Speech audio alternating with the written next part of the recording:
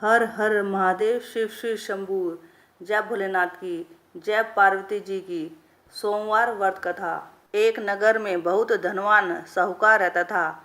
उसके घर में धन की कमी नहीं थी, परंतु वह बहुत दुखी था क्योंकि उसके कोई पुत्र नहीं था। वह इसी चिंता में दिन रात दुखी रहता था। पुत्र की कामना के लिए वह प्रत्येक सोमवार शिव जी का व्रत और पूजन किया करता था तथा सायकाल मंदिर जाकर शिव जी के सामने दीपक जलाया करता था। उसके इस भक्ति भाव को देखकर एक समय माता पार्वती जी ने शिव जी महाराज से कहा, हे नाथ, यह साहूकार आपका अनन्य भक्त है, सदैव आपका व्रत और पूजन बड़ी श्रद्धा से करता है। आपको इसकी मनोकामना पूर्ण करनी चाहिए। शिव जी ने कहा, हे पार्वती, यह संसार कर्म क्षेत्र है। जैसे किसान खेत में जैसा बीज बोता है वैसे ही फसल काटता है, इसी तरह मनुष्य संसार में जैसा कर्म करते हैं वैसा ही फल भोगते हैं। माता पार्वती ने अत्यंत आग्रह से कहा, हे प्रभु, यह आपका अनन्य भक्त है और अगर इसको किसी प्रकार का दुख है तो उसे आपको अवश्य दूर करना चाहिए। आप तो सदैव अपने भक्तों पर दयालु होते हैं और उनके दुखों को दूर करते हैं।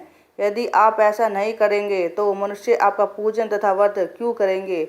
माता पार्वती का ऐसा आग्रह देख शिवजी कहने लगे, हे पार्वती, इसके कोई पुत्र नहीं है, इसी चिंता में यह अति दुखी रहता है।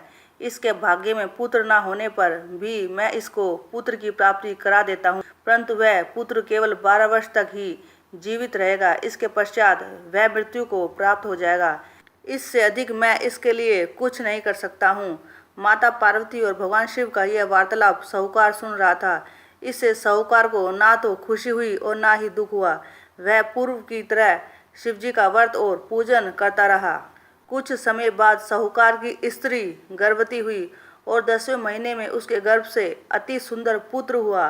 साहूकार के घर में बहुत खुशियां मनाई गई, परंतु साहूकार तो यह जानता था कि उसकी केवल 12 वर्ष की आयु है, इसलिए उसने अधिक खुशी प्रकट नहीं की और ना ही किसी को यह भेद बताया।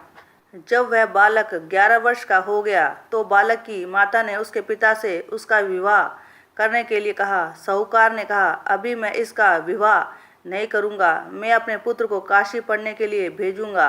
साहूकार ने बालक के मामा को बुलाकर उसको बहुत सा धन देकर कहा, तुम इस बालक को काशी पढ़ने के लिए ले जाओ और रास्ते में जिस स्थान पर जाओ यज्ञ तथा ब्राह्मण को भोजन कराते वे दक्षिणा देते जाना।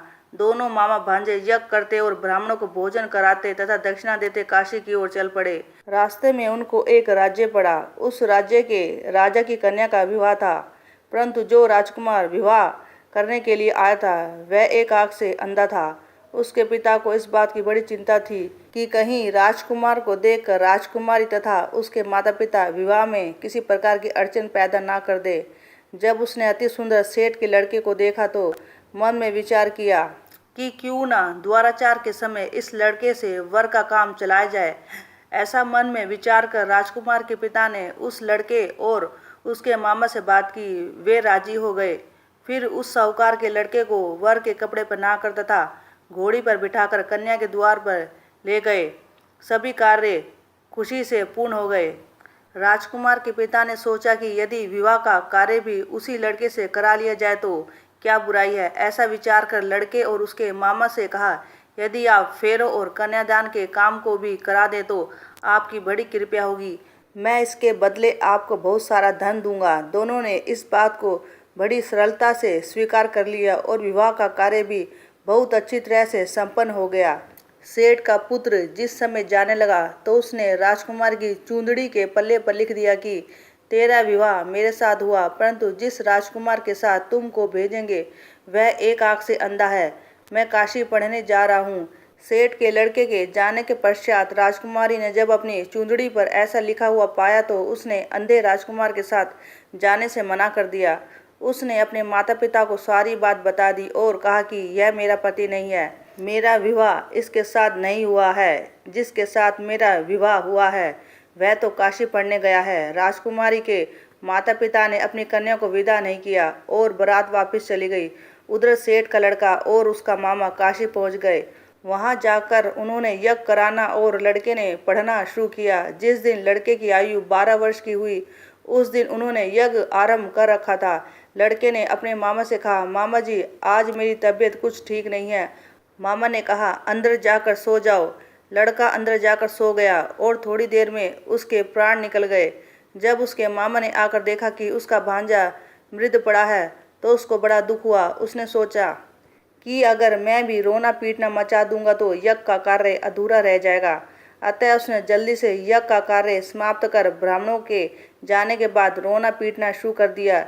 संयोगवश उसी समय शिव पार्वती उधर से जा रहे थे।